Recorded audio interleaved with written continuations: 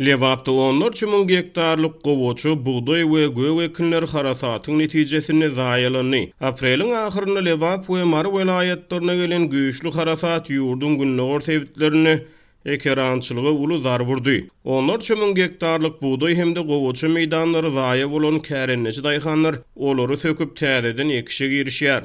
Munun jikme-jikligi barada Azatlyk radiosynyň ýurt içindäki habarçysy gizlinlik şertlerini 20-nji maýda habar berdi.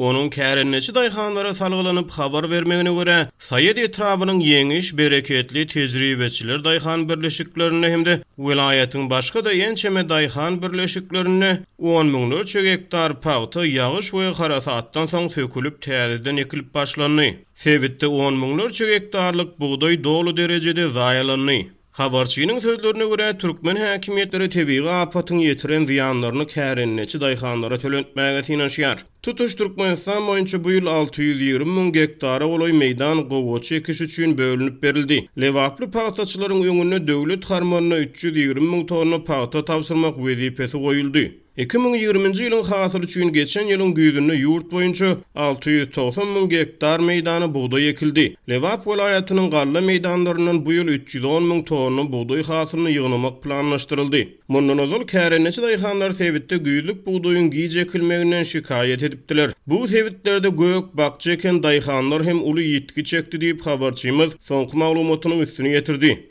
Lewap welaýatyny göw ekinleriň hataryna yerli türkmen günnägor neşriniň 4-nji maýda habar bermegine görä 2000 hektar ýere döwlet tapşyrygy esasyna yer almas ekildi.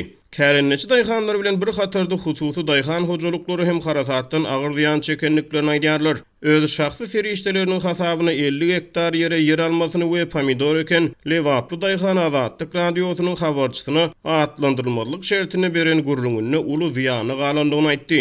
Türkmenistanyň oba hojalyk resmiýetleri, yerli häkimetleri adatdan daşary ýagdaý sebäpli kärenneçi daýhanlara kömek bermeýär. Bu barada ne resmi metbuat ne de yarım resmi hökümetçi neşirler habar berýärler.